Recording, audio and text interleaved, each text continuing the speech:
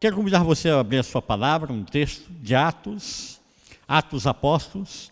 Nós estamos vendo sobre Atos Apóstolos, capítulo 3, Atos 3, versículo 1 até o versículo 10. Atos Apóstolos, capítulo 3, versículo 1 até o versículo 10. Atos 3, de 1 a 10, diz assim: Pedro e João subiam ao templo para a oração da hora nona. Era levado um homem como de nascença, coxo de nascença, o qual punham diariamente à porta do templo, chamada Formosa, para pedir esmola aos que entravam. Vendo ele a Pedro e João, que iam entrar no templo, implorava que lhe dessem uma esmola. Pedro, fitando-o juntamente com João, disse: olha para nós. Olha para nós. Ele os olhava atentamente, esperando receber alguma coisa. Pedro, porém, lhe disse: não possuo nem prata, nem ouro, mas o que eu tenho, isso eu te dou. Em nome de Jesus, o Cristo, o Nazareno, anda.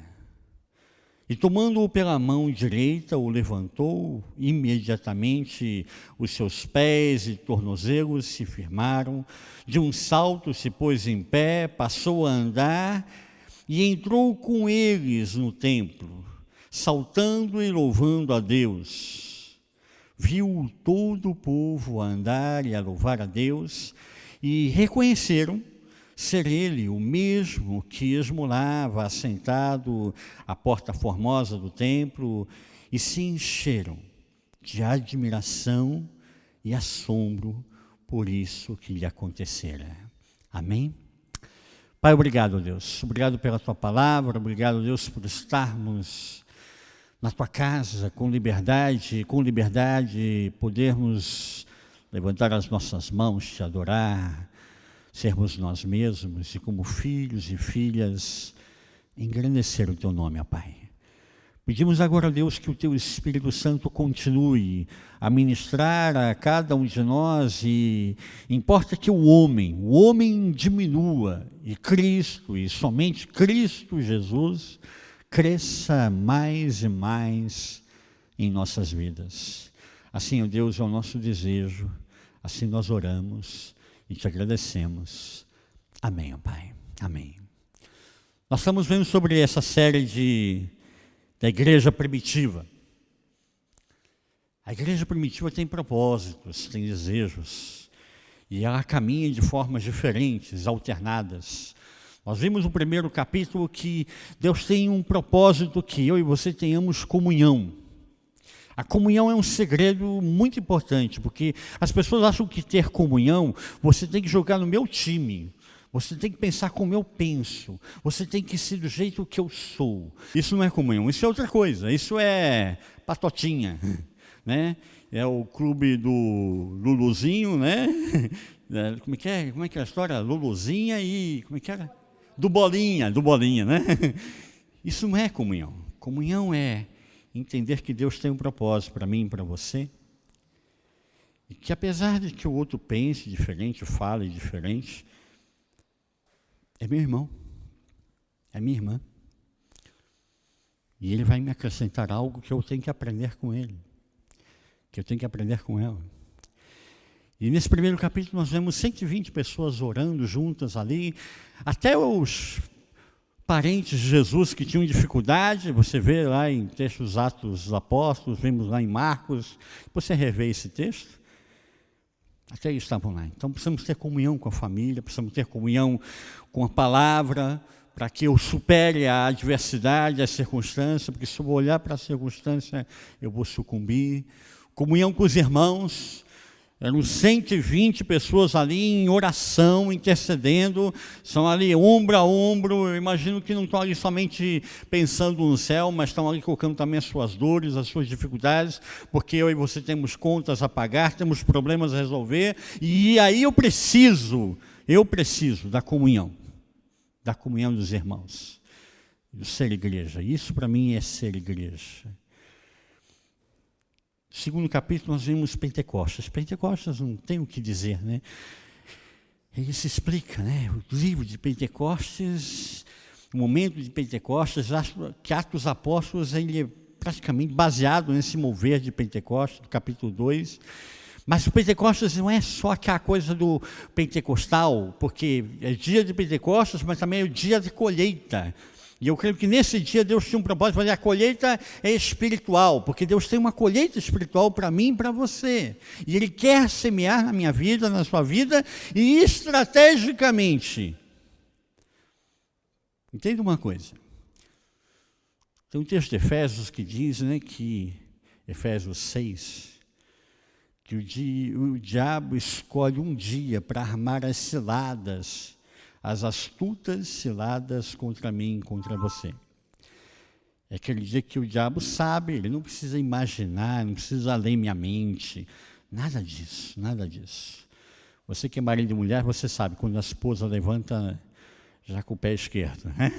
Quando o marido levanta com o pé esquerdo, né? Você que é irmão ou irmã, você sabe quando o seu irmão não está bem naquele dia, né? O diabo sabe que aquele dia que você não está bem, fala assim, é hoje que eu vou lançar todos os dardos inflamados contra você. E aí nós temos a armadura de Deus para nos proteger nesse dia. Deus também tem um momento espiritual e estratégico para mim e para você, que as coisas parecem que ao nosso redor estão caindo, estão destruindo. E tem um salmo de Davi que ele diz, ainda que façam guerra contra mim, terei paz. O Pentecostes significa isso, momento estratégico e espiritual na minha vida, na sua vida, para mudar. Mas mudar não é porque as circunstâncias estão mostrando para mim que a coisa vai melhorar. Não, pelo contrário, as circunstâncias podem até mostrar que vai piorar. Mas a minha vida não é regida pela economia, pela circunstância, por sorte, por azar, por mapa espiritual. Não. Pode mudar tudo ao meu redor. Eu estou firme com Deus. Amém? Nós estamos firmes com Deus. Capítulo 2 de Atos dos Apóstolos mostra para mim isso, que há um momento espiritual. Há um dia estratégico que Deus escolhe e fala assim, é aqui. A partir de agora, há um divisor de águas. Há um divisor de águas. E é isso que ele faz em Atos dos Apóstolos, capítulo 2. Nesse dia, haviam mais de 15 nações reunidas.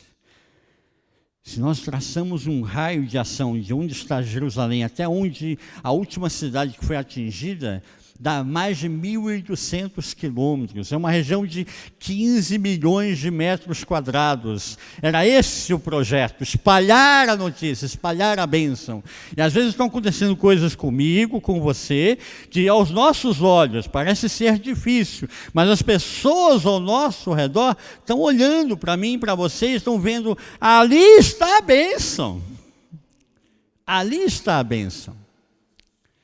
E a gente vê isso em Atos dos Apóstolos, capítulo 2. Depois nós vimos no final, o que para mim é o DNA da igreja, que diz que, Atos 2:42, perseveravam. No que eles perseveravam? Na doutrina dos apóstolos, na comunhão, no partir do pão e nas orações.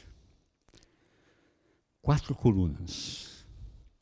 4 colunas que nós temos que perseverar. Porque doutrina dos apóstolos não é aquilo que me agrada, é a palavra. Tem hora que não vai me agradar, mas é palavra. E eu não vou discutir com a palavra, é palavra. É a doutrina dos apóstolos, e ponto. Não importa a minha opinião, não importa a sua opinião, importa qual é a opinião bíblica a respeito desse assunto. E aí eu tenho que perseverar. Comunhão. Comunhão é aquilo que eu falei, né? Não importa que você pense diferente, que você haja diferente, Deus dispensa dons diferentes, de maneiras diferentes, para que eu e você sejamos corpo de Cristo Jesus. Comunhão. Partir do pão. Eu não posso ver você com uma situação difícil, eu tenho que te ajudar. E você não pode me ver numa situação difícil, você tem que me ajudar. Isso é partir o pão, isso é partir o pão de casa em casa. Né? Você vem na igreja, aí fala, e aí Isaías, tudo bem? Isaías, aquele sorriso amarelo, tudo bem, pastor? Está nada bem, está cheio de problema, né? E aí, Glaucia, tudo bem? A Glaucia, aquele sorriso assim, né? Cheio de problema, cheio de conta para pagar, e ela está aquele sorriso assim, né? Tudo bem, pastor, né? Está nada bem. Não é isso, não é isso. Partir do pão de casa em casa é a gente poder dizer assim, olha, não está legal não, ora por mim, está precisando de oração, está precisando de apoio, de comunhão. Isso é o DNA da igreja. Onde não há isso, não é igreja. Para mim pode ser clube, pode ser um ajuntamento de pessoas, pode ser até um título assim, comunitário, uma associação, mas igreja não é. Igreja é partir o pão, é viver isso. E agora, em Atos 3, nós vemos a igreja em ação. A igreja atuando como tem que ser. Você vê logo no versículo 1 que Pedro e João, a hora nona, sobem para o templo para orar. O que é a hora nona, né? Começa às 6 horas da manhã, o dia do judeu. Então, a hora nona são 3 horas da tarde. Já almoçaram, já tiraram a cesta do almoço, né? Agora vamos para o templo, vamos lá. Vai Pedro e João para o templo para orar. Orar, tem um momento de comunhão com Deus. Já falei aqui, né? Orar não quer a coisa de apresentar aquela lista do supermercado, né? Só pedir para Deus, né? Não, isso é petição, né? É uma forma de oração, né? Mas existem outras formas de oração. Existe a intercessão, existe a adoração, existe o louvor, existe a batalha espiritual, existe uma série de orações que são diferentes da petição. Mas é interessante que sobem para orar, 3 horas da tarde. E eu queria levantar 4 elementos aqui essa tarde. O primeiro, em que circunstâncias isso acontece? Para mim, eu acho que isso é muito importante. Em que circunstâncias se dá esse momento? Nessas circunstâncias, eu vejo assim, com muita alegria, que Pedro e João, são 2 a 2. Nós já vimos lá em Marcos, né? Jesus tinha dado a ordem aos 12 discípulos que saíssem de 2 a 2. Fazer a missão sozinho é difícil. Eu preciso estar lado a lado com outra pessoa. E ela vai compartilhar comigo as suas dores, eu vou ouvi-la, né? E eu também posso compartilhar com ela as minhas dores. Ela vai me ouvir, né? E assim, juntos, nós conseguimos achar caminhos e direção para fazermos a missão de Cristo Jesus dentro do contexto das circunstâncias que eu estou inserido. Pedro e João, vão juntos, vamos lá. Mas Pedro e João combinam? Os dois? Os dois são apóstolos, né, apóstolos? Os dois são apóstolos, combinam? Entender que nesse momento Pedro e João estão seguindo a ordem de Jesus, ele em 2 a 2. Mas Pedro e João não combinam não, gente. Não rola não. Pedro é sanguíneo. Pedro tem um temperamento que ele fala e depois vai pensar o que ele fez e falou. Pedro é o cara arrojado, é o cara que vai na frente e diz, olha, é por aqui, né? Ele é líder, mas ele é arrojado, ele é sanguíneo, ele é corajoso, ele é destemido, mas ele não pensa, ele é por impulso, ele age por impulso, ele fala por impulso, ele vive do impulso. João, como é que você enxerga João nos evangelhos? João é fleumático. João, ele olha, analisa, pensa, depois ele faz. João, ele está ali analisando as coisas será que é o melhor caminho? Será que é a melhor direção? Será que é dessa forma que vamos fazer? E aí você põe um que vai na frente e um que pensa. Só a graça nisso, né? Já começa a entender? Começa a entender o segredo espiritual? Um é assim, e o outro, calma, antes de falar, vamos pensar. Antes de fazer, vamos ver se é esse o caminho. Vamos até orar, vamos orar antes de fazer, porque vai que não é nessa direção, você está indo na direção errada, né? E está indo Pedro e João orar ao templo. Coisa simples, né? Você pensa, não tem nada de errado nisso. Aí eles vão até o templo. Pensando nas circunstâncias, eles vão para o templo, que eles encontram na entrada do templo, na porta formosa, diz o texto, né? Está lá o coxo. Eu li, assim, vários estudos sobre esse texto, comentaristas bíblicos, historiadores. E a conclusão que eu cheguei é que esse coxo está acostumado a ir até ali, na porta formosa, pedir esmolas. O texto de Atos dos Apóstolos diz que ele é deixado ali pelos amigos para pedir esmolas. E dá a entender para nós que isso não é uma coisa que foi, dessa vez eu vou deixar você aqui. Não, é uma rotina. E assim começa então a entender que Jesus passou muitas vezes essa porta. Jesus passou muitas vezes por esse lugar. A última vez que Jesus entra em Jerusalém, ele entra pela porta. A gente falou sobre isso aqui. Ele entra com um burrinho, não é que ele vem a cavalo, né? E aí, Jesus já passou, não deu para falar com ele, né? Não, ele entra por um burrinho. Todo mundo está clamando, é o Messias que está entrando. E esse mendigo, esse homem, esse coxo, está nessa porta há muito tempo, mas nunca pediu para Jesus fazer alguma coisa. É interessante se nós pensarmos nisso. Esse homem nunca pediu a cura da sua enfermidade. E a gente então começa a entender as circunstâncias que nós estamos vivenciando. Tem pessoas com dons diferentes, indo adorar ao mesmo Deus, da mesma forma. Um não é mais importante do que o outro, né? Não é João mais importante do que Pedro, nem Pedro é mais importante do que João. Temos um coxo que já está acostumado a ficar ali, há anos ele está ali, passou Jesus, ele não pediu a cura para Jesus, ele está ali acostumado, foi deixado pelos amigos dele ali. A vida está passando e nada está sendo resolvido nisso. Eu vejo nisso tudo o mover de Deus. Muitas coisas estão acontecendo na minha e na sua vida que a gente, olhando racionalmente, não entende, não digere, não compreende aquele momento. Mas Deus está trabalhando, amém? Deus está trabalhando comigo e com você. Está mexendo comigo e com você. Às vezes nós, no espanhol, né, a gente é um pouco testarudo, não? Né? A gente faz meio cabeça dura, assim, né? Às vezes a gente tem dificuldade de entender as coisas, mas Deus está trabalhando conosco. Essas são as circunstâncias que estão acontecendo. O segundo elemento que eu vejo aqui é o próprio coxo. O texto me mostra que ele não é um jovem. Pelo contrário, me diz que é um homem de mais de 40 anos, porque se fosse um jovem, eles colocariam essa característica de ser um jovem, teriam alguma descrição no texto, e não tem. Isso demonstra que é um homem maduro, um homem de 40 anos.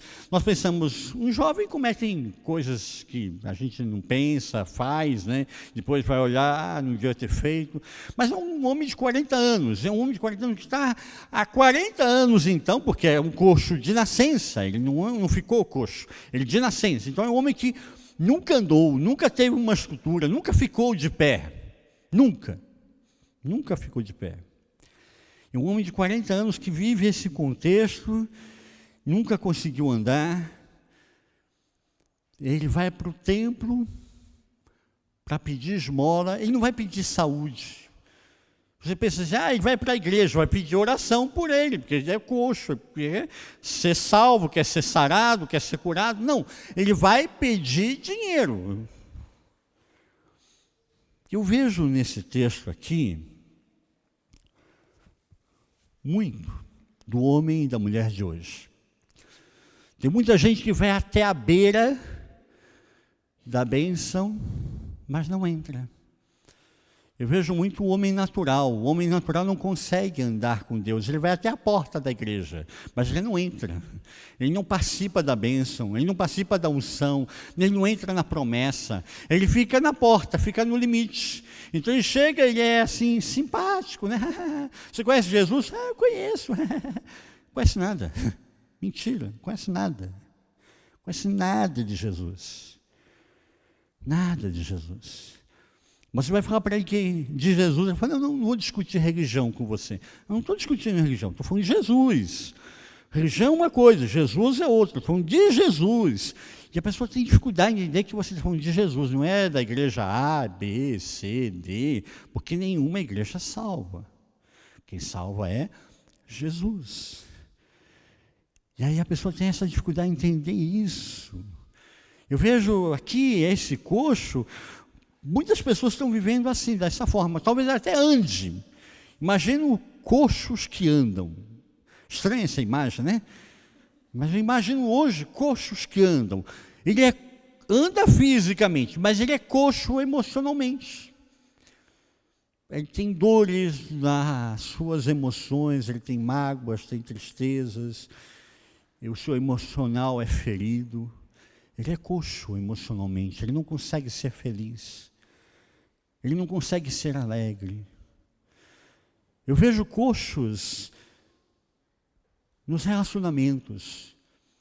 Ele não consegue se relacionar por muito tempo com uma pessoa. Logo vira inimigo. Não, você não é do clube do Bolinha, o clube da Luluzinha. Então, não serve mais. Eu risco você aqui o caderninho de amigo e ponho para o caderninho roxo, vermelho, preto, do meu inimigo. Agora, né? Você virou inimigo. Não tem meio termo, né? Sai de amigo para inimigo, direto assim, né?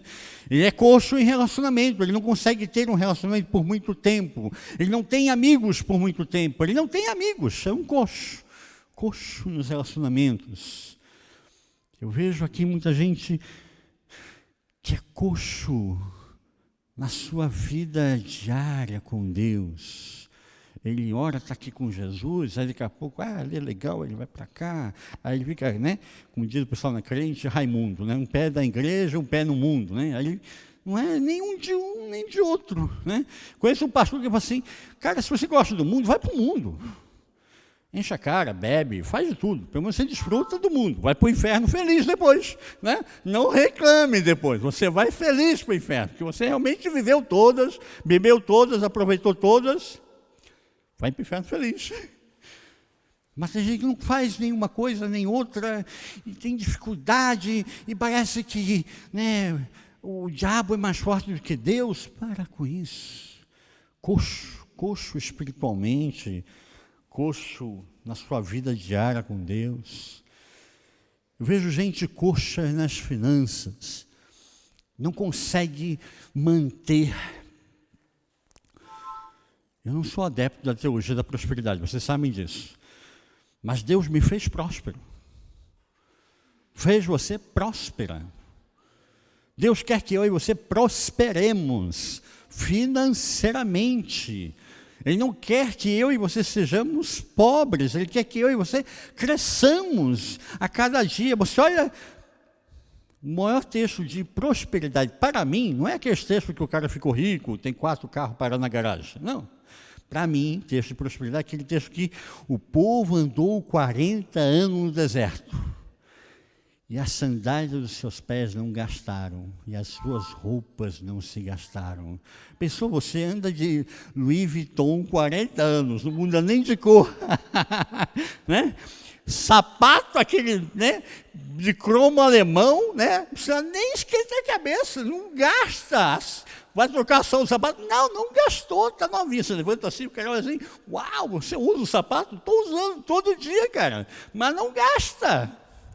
Isso é prosperidade. Deus está cuidando de mim, de você, com o pouco que eu e você temos, Ele faz render, faz eu prosperar em Cristo Jesus.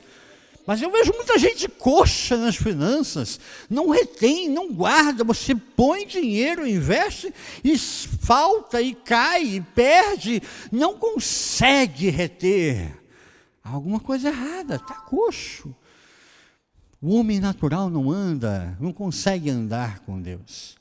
Não é uma coisa de razão somente, é a questão de confiar, entregar na mão de Deus e deixar que Deus faça. E aí eu vejo esse momento da cura. Para mim, esse é um momento especial. O momento da cura. O coxo está ali, acostumado a ficar anos no mesmo lugar. Todo mundo que passa por aí já conhece ele, é o coxo. É o cara que não anda, que toda vez ele está ali naquele cantinho pedindo esmola. Todo mundo que entra para o templo para orar e sai do templo, que sai da oração, conhece, o camarada está lá, nunca sai daquele lugar.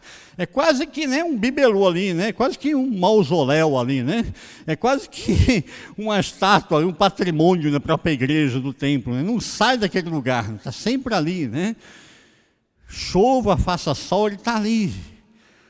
E aí vem Pedro e João.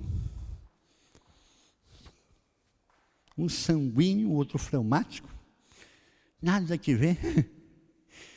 Vão orar. E aí o que eles encontram? O coxo, no meio do caminho. E o que me chama a atenção nesse texto? Versículo 4 diz que eles olharam para o coxo. Nós estamos vivendo um contexto hoje em Genebra, o apóstolo que já viu Genebra nos tempos áureos, Cláudia também, Isaías também, mais de 20 anos atrás, Tinha mendigo pedindo esmola aqui em Genebra? Não, imagina, Genebra, jamais. Alguém pedir esmola no trem? Não estou matando, não estou roubando, mas no Brasil está quase aqui, está quase, hein? Está quase nesse ponto, hein? Ó. E eu que cheguei há 7 anos atrás, eu olhei assim, nunca tinha visto isso. Nunca tinha visto isso em Genebra. E a tendência da sociedade de hoje é numerizar. Você é um número.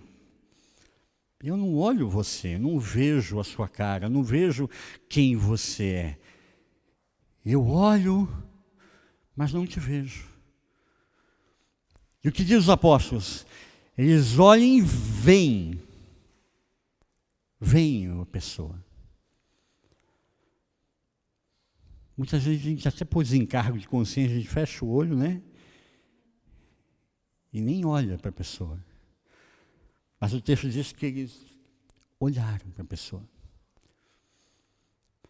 E eu acho que aí começa o milagre. Olharmos olho no olho.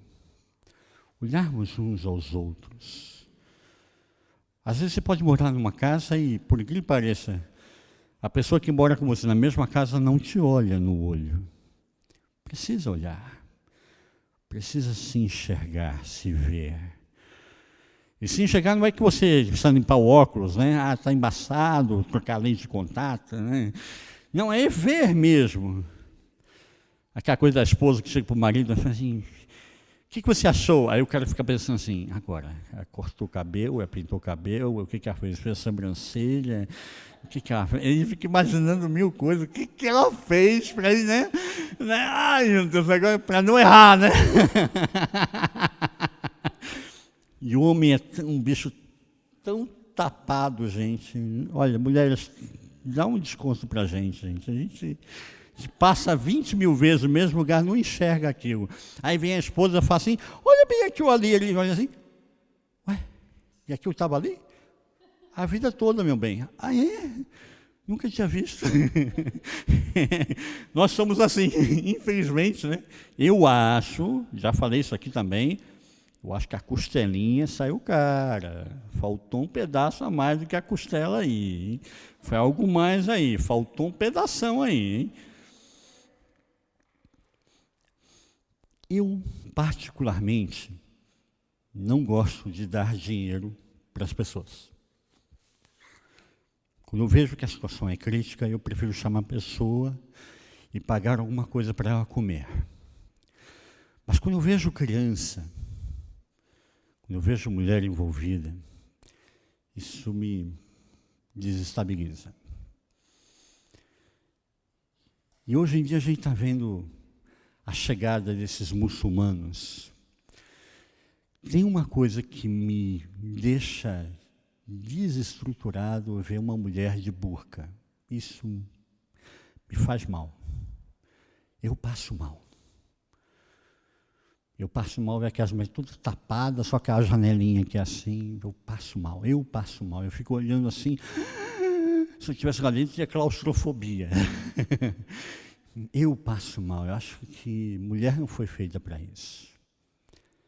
Deus criou a mulher com a beleza para ser louvada e louvar ao nome do Senhor através da beleza da mulher. E quando eu vejo uma situação, isso me incomoda. Eu imagino que esse sentimento tem que estar presente quando nós olhamos para uma pessoa que está numa situação de dor, de mendicância, de estar coxo. Eu acho que é isso que levou os apóstolos a pararem e olharem para este homem. Isso se chama compaixão. Compaixão pelas pessoas. Já tem uma situação que eu vi uma pessoa, eu quase que parei o carro no meio da estrada para dar uma ajuda financeira para a pessoa, mas me incomoda, é o meu coração, não me deixa passar e fingir que eu não vi a pessoa. Eu não consigo. E é isso que eu entendo que aconteceu com os apóstolos, eles não podiam passar por essa pessoa. A gente não tem claro se eles estão entrando para ir em oração ou se eles já estão saindo. Alguns comentaristas falam, não, eles estão para entrar, né? Então eles vão entrar ainda para orar. Outros dizem, não, eles já estão saindo, né? Dá igual, né? Eu acho que não dá para eu ir para orar a Deus e ver a pessoa numa situação de dor, de coxo, de mendicância.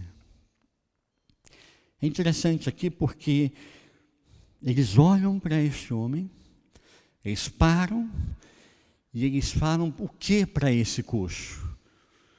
Eles dizem, olha para mim. Olha para mim. Você parar diante de uma pessoa que está pedindo esmola e falar para ela, olha para mim, primeiro que vai se assustar, porque ela vai estar acostumada que tu não chega, joga a esmola lá, né, e nem olha para a cara dela. Ela para e fala assim, olha para mim, você olha, ué, me viu? Quer que eu olhe para ela? Opa! Se ele está pensando só em esmola, fala assim, uau, vai sair agora, não é moeda agora, vai ser uma nota aqui, né? Um bilhete agora aqui vai vir, né? Recheado o negócio agora. Hein? Olha para mim, chamou minha atenção. E é isso que os apóstolos fazem, olha para mim. E eu acho que hoje a igreja precisa parar e falar assim, olha para mim. Assim como Paulo falava, olha para mim, assim como eu estou olhando para Cristo, assim como eu estou servindo a Cristo, olha para mim e serve a Cristo junto comigo. E é isso que os apóstolos estão fazendo, olha para mim.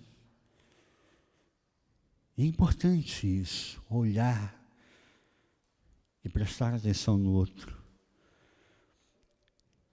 E aí quando ele menos espera, ele fala assim, não tenho ouro, não tenho prata, está sendo sincero com ele, olha, dinheiro, neca de pitibiriba, não vai vir nada. Mas o que eu tenho, eu te dou. O que eu tenho, eu te dou. Em nome de Jesus, o Nazareno, levanta e anda. Levanta e anda. Só pode dar Jesus quem tem Jesus, gente. Só pode dar levanta e anda quem tem vivido levanta e anda na sua vida. Senão é uma falácia, é uma teoria, é uma historinha da carochinha, é uma fantasia, é o lobo mau e o chapeuzinho vermelho. Não existe, é uma fábula. Ele fala assim, olha para mim, ele diz, o que eu tenho eu te dou, levanta e anda. É autoridade, é comunhão com Deus. Eu não vou ao templo a hora nona, né, para Deus, agora faltou aquele carro importado que eu não recebi, lembrando do relógio Rolex também, lembrando do relógio Rolex também faltou. Não, é comunhão com Deus, ele está falando aqui. Ele não está indo ao templo por uma coisa pro forma, como alguma, cumprimento religioso. Ele está indo ao templo porque ele adora a Deus. É diferente. E aquele que adora a Deus em casa, que adora a Deus no templo, que tem uma vida de adoração, quando ele passa por aquele que está coxo, ele não consegue passar e não ver, não enxergar, não fazer nada. Isso incomoda. E ele tem que fazer alguma coisa. Ele tem que pagar o mico. Ele tem que dizer assim, cara, eu conheço Jesus, você precisa conhecer Jesus, você precisa levantar e andar, sua vida está como coxo, você tem que parar de ser coxo, você tem que começar a correr em Cristo Jesus, porque Deus tem propósito na sua vida também. Olha para mim, olha para mim. É isso que esses apóstolos estão falando, e cada um tem um temperamento diferente, cada um tem uma forma de ver a vida diferente, mas os dois conseguem chegar a Cristo, e é só Cristo que traz a solução para os meus e os seus problemas, não há outro jeito, olha para mim. É isso que os apóstolos estão dizendo aqui nesse momento, é mais do que um milagre físico. Deus não quer apenas dar a mim um milagre físico, porque Ele não quer que eu vá são para o inferno. Ele não quer que o inferno esteja povoado de pessoas que eram cegas e passaram a enxergar, pessoas que não andavam e começaram a andar, saltaram da cadeira de roda. Ele quer mais do que isso. Ele quer saquear o inferno, Ele quer tirar essas pessoas do inferno, Ele quer trazer nova vida, e não tem outro jeito de ter nova vida se não for, olha para mim, olha como eu olho para Jesus, e vamos juntos olhar para Jesus. Isso é Cristo, isso é vida cristã, não há outro caminho diferente desse. Mas sabe, quando eu sei que uma pessoa está falando algo que é sério, porque discurso, convenhamos, discurso tem um monte, né? Tem gente aí pregando dia do milagre, dia que vai emagrecer, dia que vai ter isso, dia que vai ter aquilo. Discurso está cheio, gente. Discurso está cheio. Mas sabe quando eu sei que é sério? O versículo 7 diz que eles estenderam a mão e levantaram o coxo pela mão direita.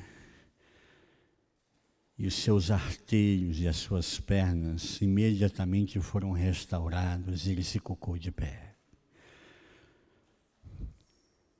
Quando é sério, eu vejo uma mão estendida. Quando é sério, eu vejo uma mão em minha direção. Eu te amo, não de palavra, mas sério, estou aqui para estar com você.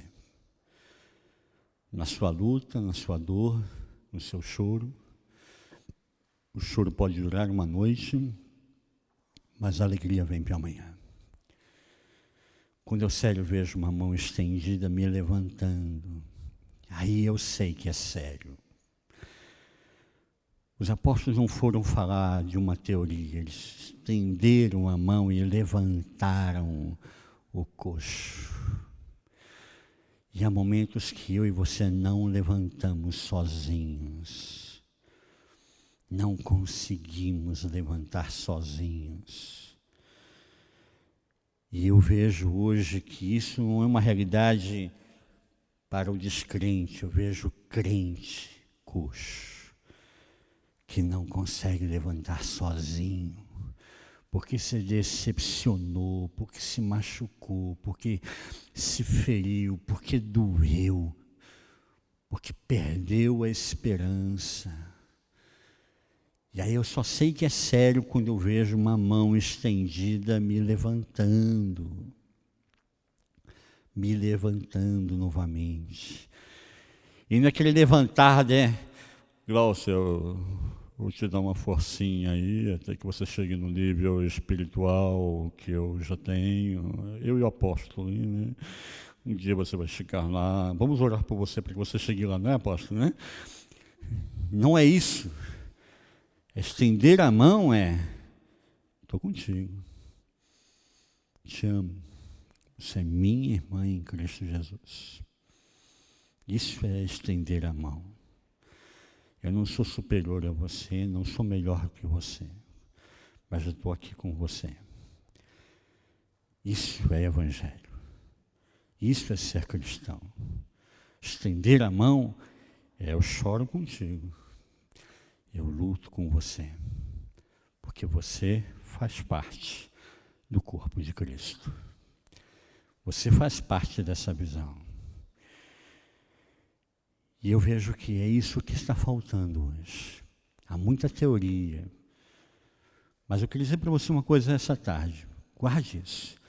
Eu quero profetizar na sua vida que você levante, ande, corra, prospere, salte da alegria, tenha vitórias, erga os artelhos, erga os joelhos, erga os seus pés, comece a louvar, comece a glorificar, comece a ter vitórias, e aonde estava coxo, aqui termina. Aqui termina. É assim que eu entendo. É assim que eu vejo que deve ser o Evangelho em Cristo Jesus. Mas não é aquela coisa da teoria, é da prática. Porque eu estou contigo em Cristo Jesus. Isso é ser corpo de Cristo. E aí eu só posso terminar com um quarto elemento, para nós terminarmos. As consequências. Quais são as consequências desse momento? Se eu confio em Deus, que diz a palavra, o resto, Ele fará. Buscai primeiramente o reino de Deus e algumas coisas vos serão acrescentadas, não é isso? Não? Todas. E eu estou seguindo o reino. E as coisas têm que vir atrás de mim. Todas, não é algumas. Todas têm que ser acrescentadas. Buscai primeiramente o reino de Deus e todas as coisas vos serão acrescentadas. Então, onde eu vou andando, ela vai acrescentando. Vai acrescentando. Tem que começar a cair bênção na minha vida. É consequência daquele que está adorando a Deus. Está adorando a Deus, está servindo ao Senhor. E qual é a consequência desse momento? O homem que ia sempre até o limite, até a beira, até a porta do templo, o que acontece agora? Ele entra no templo pulando, saltando, glorificando o nome de Deus com alegria e com júbilo no coração. Imagine todo mundo lá, aquele momento silencioso, entra um cara pulando, gritando, saltando, e pensando, o que é isso? É um assalto? É um arrastão? O que está acontecendo? É um ataque terrorista? Não, é um homem. Quem é esse homem? Não é aquele cara que era coxo, que era paraplégico, que não andava, e está andando. Imagine que os amigos dele entraram para orar. estão lá dentro, orando, enquanto ele está pedindo esmola na porta. Aí ele é curado, começa a entrar e começa a pular. O que acontece com os amigos? Imagine que os amigos deixaram ele lá e foram para casa. 3 horas da tarde, às 6 a gente volta para te buscar. Aí chega às 6 horas, cadê o cara que estava aqui? Levantou e foi lá para dentro orar. Hã? Não, você não conheceu, é o cara que aqui pedindo esmola, é o Joãozinho. Né? Sim, está lá dentro, está glorificando a Deus, está pulando lá dentro, feliz da vida. Imagina o cara que está acostumado a passar todo dia por aí lá, dar 50 centavos. Assim, hoje eu vou te dar R$1, né? Vou te dar R$1 aqui, ó. Né? Aí o cara olha o cara lá dentro e fala assim, nossa, como Deus é assim extravagante. Como Deus é maravilhoso. Como Deus faz coisas que a gente não imagina. Como Deus quer quebrar paradigmas, razões, sentimentos nossos, pensamentos falhos, coxos. Antes a sua vida era ir até a porta do templo e pedir esmola. Agora, qual é o desejo dele? Ele entrou para louvar a Deus. É um outro homem. É uma outra pessoa. Diz o texto que ele saltava de alegria. Ele não é mais aquele cara moribundo que está pedindo esmola. Esmola, ele não precisa mais de dinheiro, ele tem Jesus. Quem tem Jesus, todas as demais coisas vos serão acrescentadas. Ponto. Aleluia. Não há o que questionar, ele tem que pular e gritar e louvar a Deus, porque é muito maravilhoso ter Jesus. O resto é o resto. Acabou, perdeu, sumiu. Deus dá outro. E Deus dá melhor, porque esse já é, né? Tipo as mulheres, né? Fala assim, bem, não tem roupa para sair. Você vai, marido, né? Abre a porta do armário. Bem, isso tudo que está aqui dentro, o que é isso? Está velho, está ultrapassado, saiu de moda, né? Não serve mais em mim, né? Bem, não tenho sapato, mulher adora sapato, né? Bem, não tenho sapato. Aí ele olha assim, bem, a última vez que eu contei, tinha mais de 40 pares de sapato no seu armário. Acabaram os 40 pares de sapato no seu armário. Falei, não, aqui não combina com essa bolsa, não combina com aquela roupa, não combina com aquele vestido, né? Eu acho que às vezes Deus fala assim, Suelen, isso não combina mais com você não, joga fora. Você está ultrapassado, fora de moda. Demodê. Tem que tirar fora. E a gente fica, às vezes, se agarrando com algumas coisas.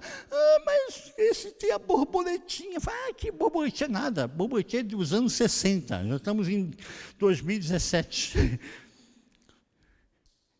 Eu imagino Deus, às vezes, fazendo cada coisa comigo e com você. E nós ali, coxos. Tenho dificuldade de entender que Deus está fazendo o melhor comigo e com você. Portanto, para concluir, eu entendo que este homem, por diversas vezes, ele foi até a porta formosa, viu Jesus passar.